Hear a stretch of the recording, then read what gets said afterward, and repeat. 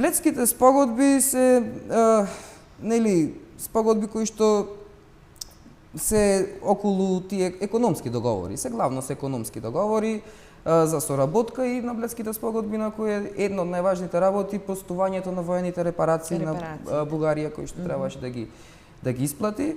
Неофицијално се разговарало и за прашањето за Пиринска Македонија и нели пак ќе речам нашава страна повторно правеше напори за сето тоа што овие декларативно постојано го нудеја и го тврдеа дека ќе се почне да се случува популаризирање, воведување, пример идејата за изучување на македонски јазик од претходно, од Бледските спогодби.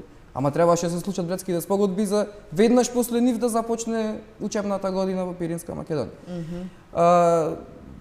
Тие се неофицијални разговори кои што се воделе значи од едната страна помеѓу Лазар Колишевски и Тито и од другата страна Димитров. Значи таму не се веќе дури ниту целите делегации да речем вклучени.